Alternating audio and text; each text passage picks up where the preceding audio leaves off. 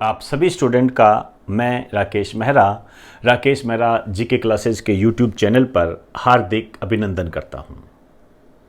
दोस्तों, आज इस यूट्यूब चैनल पर मैं आपको पढ़ने के तरीके के बारे में बताने वाला हूं।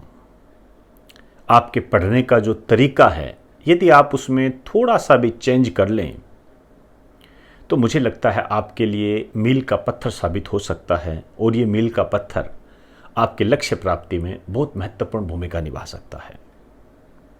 उसी प्रयास के तहत ही आज मैं आपके सामने राजस्थान का जो जनरल जीके है, उसमें जो आर्ट एंड कल्चर पोर्शन होता है, उसमें नवरात्रों के बारे में बताने जा रहा हूं।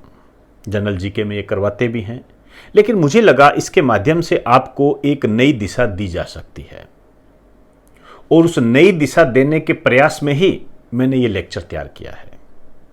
इस लेक्चर के तहत मैं आपको बताने का प्रयास करूंगा कि ये जो नवरात्रे हैं ये दो आते हैं, मतलब साल में 2 बार आते हैं। अभी जो चल रहे हैं आश्विन के नवरात्रे हैं, आश्विन महीने के नवरात्रे हैं।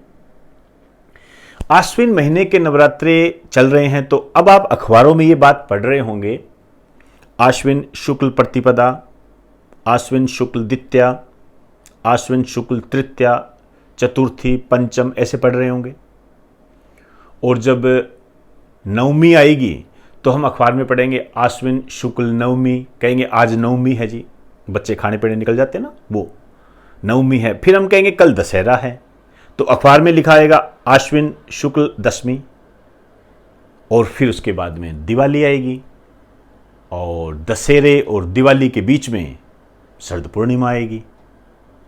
अब हमारे सामने अभी जो ये वक्त चल रहा है, ये जो टाइम चल रहा है, मेरे हिसाब से इन टॉपिक को, इन तथ्यों को समझने में बहुत महत्वपूर्ण भूमिका निभाएगा। और इसको ऐसा नहीं है, हम अन्य पर भी लागू कर सकते हैं। आगे से आगे आप लागू करते जाइए। अखबार में कोई भी बात आती है उसको इससे जोड़ कर देखिए। मुझे नहीं लगता कि कभी आप भूल पाओगे। और यदि मैं मेरे बारे में कहूं तो मैंने जिस तरीके से याद किए हैं, इसी तरीके से याद किए हुए हैं। और मैं चाहता हूं कि मेरे स्टूडेंट भी इसको इसी वे से याद करें और उनके दिमाग में रच बस जाए। तो इस लेक्चर को आपने ज़्यादा से ज़्यादा शेयर करना है, ताकि अन्य लोग भी अपने पढ़ने के तरीके में यदि थोड़ा सा भी बदलाव कर देते हैं तो मुझे नहीं लगता कि किसी भी टॉपिक को या फैक्ट को रटने की आवश्यकता होती है। फिर वो हमारे जहन में उतरता जाता है और छोटे छोटे क्वेश्चन जो बहुत ही बेसिक होते हैं वो हमारे एग्जाम में आ जाते हैं और हम उसे कर नहीं पाते हैं तो नाकामयाबी के कारणों में चले जाते हैं। अब मैं नवरात्रों पर चर्चा करने जा रहा हूं। पेज के बीच में लिखिए नवरात्र। ध्यान से समझना, बहुत ही बेसिक कंसेप्ट है इसका, इसमें ज़्यादा उलझने की आवश्यकता नहीं है और मेरा उद्देश्य आपको एग्जाम की दृष्टि से बताना है। ध्यान रखें, ये इसको 2 पार्ट्स में डिवाइड कर दीजिए आप।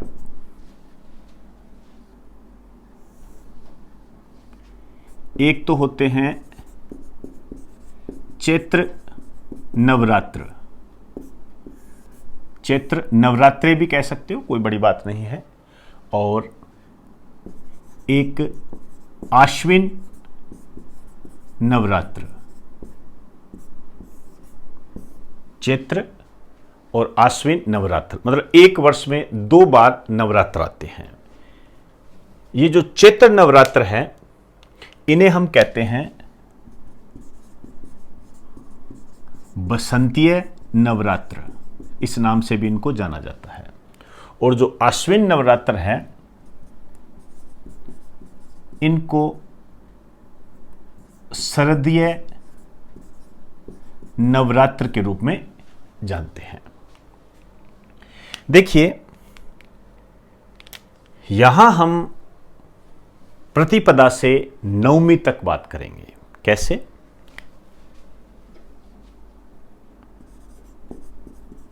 चैत्र शुक्ल प्रतिपदा। अब ये जो चैत्र शुक्ल प्रतिपदा है, ये नववर्ष है।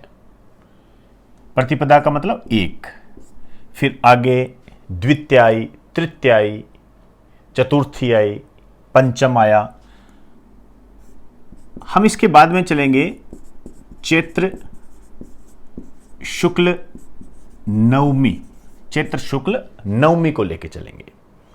और ये जो चैत्र शुक्ल नवमी है इसको आप कह सकते हो 9 नंबर, और इसे कहा जाता है राम नवमी।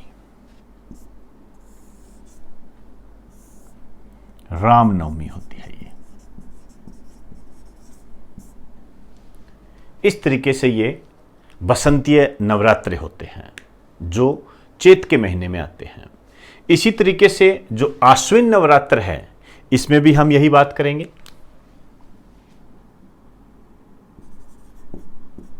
आश्विन शुक्ल प्रतिपदा, प्रतिपदा मतलब एक, उसके बाद द्वितीया तृतीया चलता रहेगा और हमारे पास आ जाएगा आश्विन शुक्ल नवमी। ये 9 दिन के नवरात्रे हो गए, ये भी 9 दिन के नवरात्रे हो गए। इसके बाद में आता है आश्विन शुक्ल दशमी,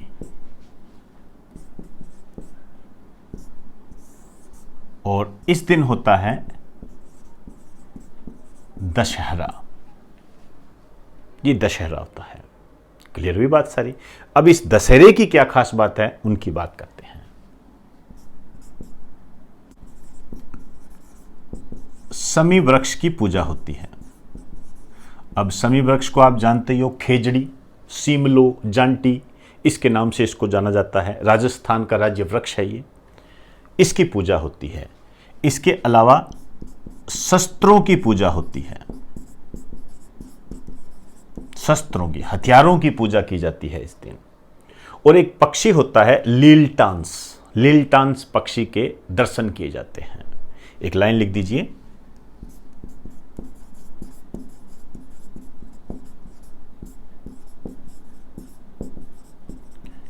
दर्शन। ये 3 खास बात होती है, और ये आपको बताने की जरूरत नहीं है कि रावण, मेघनाथ, कुंभकर्ण के पुतले जलाए जाते हैं। अब देखिए, ये जो आश्विन महीना है शुक्ल, ये देखिए इसका अंतिम दिन क्या होगा।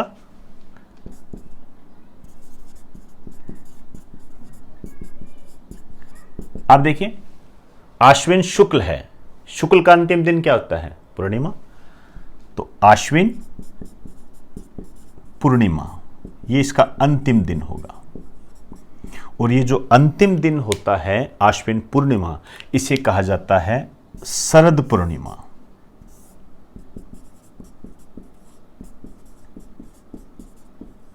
शरद पूर्णिमा कहा जाता है इसको। क्लियर हुई बात सारी। अब शरद पूर्णिमा आ गई, दशहरा हो गया, इसके बाद में जो मुख्य त्योहार आता है वो आता है दीपावली। मैं दीपावली को भी साथ लेके चल रहा हूं।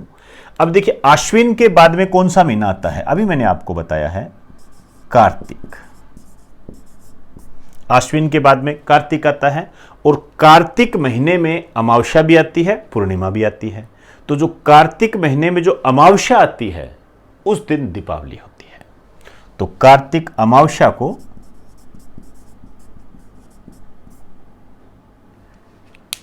ये दीपावली होती है इस दिन।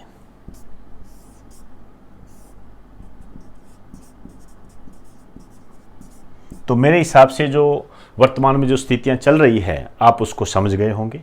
नवरात्रे हैं, फिर दशहरा है, फिर शरद पूर्णिमा है, दीपावली है।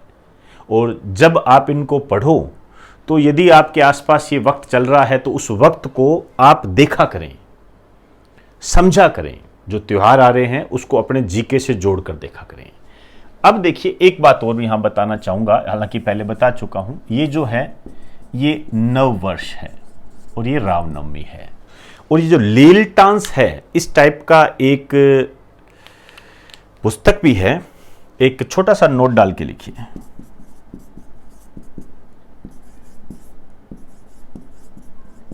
लीलटांस के रचयिता या लेखक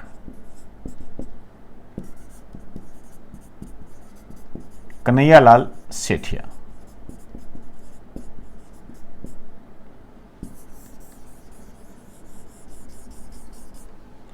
तो ये हमने नवरात्र से संबंधित कुछ बातें की है।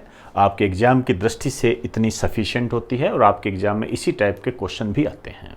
एक बार आप इसे राइट डाउन कर दीजिए।